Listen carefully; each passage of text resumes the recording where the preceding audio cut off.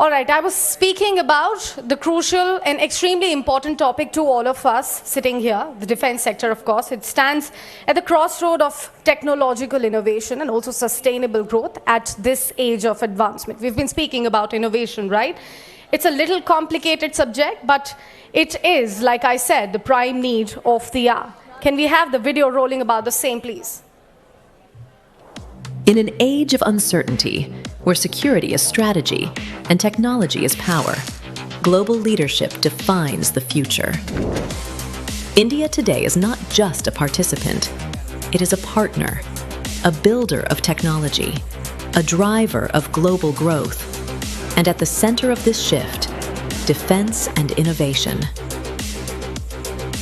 At the forefront of this conversation stands a global strategist, a leader in aerospace and defense,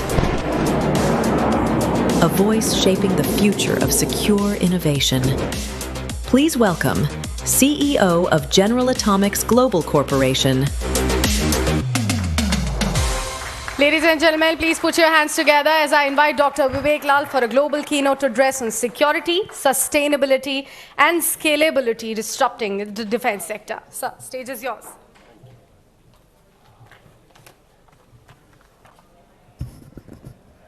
Thank you very much. Thank you, Varun, for this very kind invitation here in Germany. Thank you to our German hosts. Thank you to TV9, of course, for this opportunity. Ladies and gentlemen, distinguished guests, defense and security leaders that I see from Europe and beyond here, good day, and thank you for the warm welcome here in Germany.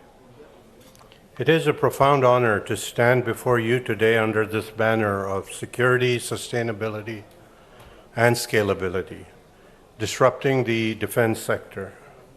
When I reflect on this title, I see it not only as a set of imperatives for industry and government, but as a change to challenge orthodoxy, to reimagine partnerships, and to define a stronger future. We convene today at a moment of extraordinary disruption. The tectonic plates of geopolitics are shifting. Peer competitors are rising. Asymmetric threats. Space, cyberspace, and electromagnetic spectrum have become contested domains, not backwaters. Europe in particular is racing to catch up. Too many nations are confronting the hard truth. Deterrence must rest on credible capability, not rhetoric. In this era, old models of defense-industrial relationships and cooperation simply will not suffice. We must advance a new paradigm, one in which security, sustainability, and scalability are not competing aims, but mutually reinforcing pillars. Security must be the foundation. Without it, nothing else frankly matters. But what kind of security, you may ask? Not simply physical hardware, but systemic, layered, and adaptive security, networks that defend themselves, systems that detect, heal, and reconfigure on the fly, architectures that resist compromise, not just attacks. We must embed security from the start, in chip design, in communications, in manufacturing, and in supply chains. Yet technology alone is insufficient. Security must also be political, institutional, and cooperative. Threats do not respect borders. Defense ecosystems must link sovereign states in trust-bound institutional frameworks with interoperability, shared protocols, logistics, and doctrine. In short, we must build defense commons, capacity that is shared, trusted, and credentialed, so no nation walks alone. Sustainability in the defense domain often raises eyebrows. Can and should green and defense coexist? I firmly believe the answer is yes, and they must. The first aspect, resource sustainability. Energy, materials, supply chains, propulsion deficiencies, alternative fuels, hybrid architectures reduce logistics burdens and vulnerability. For space and satellite systems, radiation-tolerant design, longer-lived components, and repairability reduce waste. The second aspect, supply chain sustainability. Over-reliance on brittle industrial sources is a strategic liability. We must diversify, regionalize, and build dual-use infrastructure that can weather geopolitical stress. To be resilient is to be sustainable. Third, normative sustainability. Public legitimacy, ethical considerations, transparent norms. Defense firms must meet environmental, social, and governance expectations or face exclusion from capital markets. This is not a nice to have. It is existential. If defense systems break climate targets or run counter to public justice, their legitimacy collapses and their utility is lost.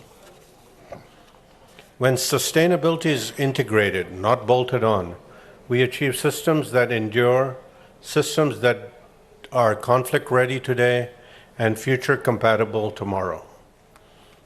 The most beautifully engineered system means nothing if it cannot be produced, fielded, and sustained at scale.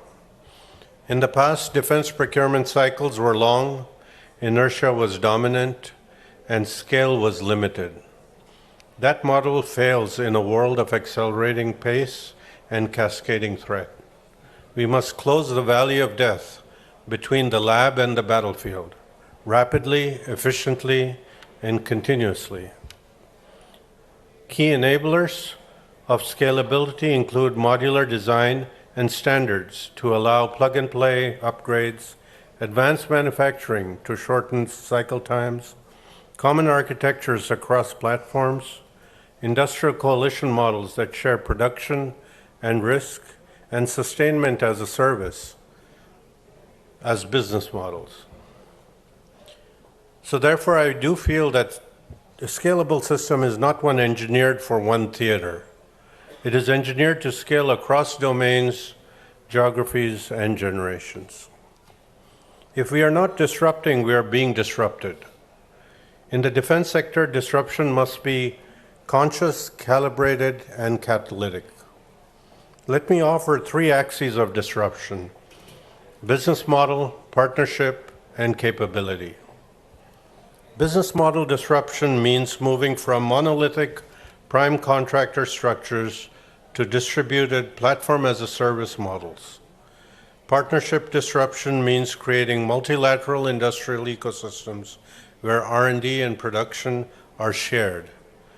Capability disruption means systems that adapt, learn, and self-optimize in contested environments. We have long invested in unmanned systems, directed energy, and advanced propulsion. We see a future where platforms are not static assets, but evolving ecosystems, where software updates, modular payloads, and AI orchestration define value more than hardware. But disruption always carries risk: complexity, loss of control, integration friction. The key to manage that risk is by building open standards, enforcing rigorous certification pipelines, and adopting change incrementally. No country alone can sustain the pace of innovation, production, and geopolitical reach required in this century. Yet trust is fragile and sovereignty sacred. So how do we balance these tensions? I believe through interoperability frameworks, joint procurement, cross-licensing, co-investment, and transparency. If the free world is to maintain a competitive edge, Its defense industrial base must not just be strong, but must be integrated. Adversaries cluster, so may we. As I look across this room today, I see not just defense professionals that are here, but architects of the future. The choices we make in this decade will echo for generations, I believe. And so therefore, I'd like to ask each of you, will you accept incremental progress or demand transformation? Will you build walls or bridges between your systems and those of your partners? Will you treat sustainability as compliance or as a strategy? When push comes to shove, will your system scale or falter? We collectively, I believe, will invest in trustworthy architectures, open standards, sustainable systems, and scalable platforms. We will live the intersection of security, sustainability, and scalability, not as competing goals, but as a unified mission. I believe the future will be shaped not by those who build the biggest weapon, but by those who build the most resilient, adaptive, and trusted ecosystems. Let us be those builders, together across nations, across domains, and across time. Thank you.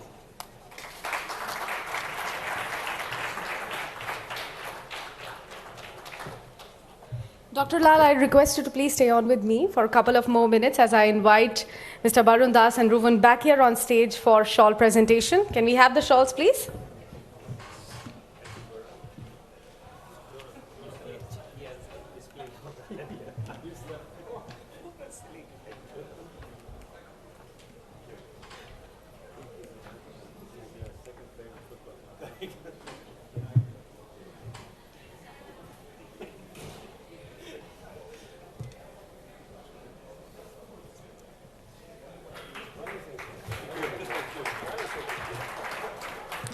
Thank you so much, sir, for your wonderful insights on a very crucial topic. Now,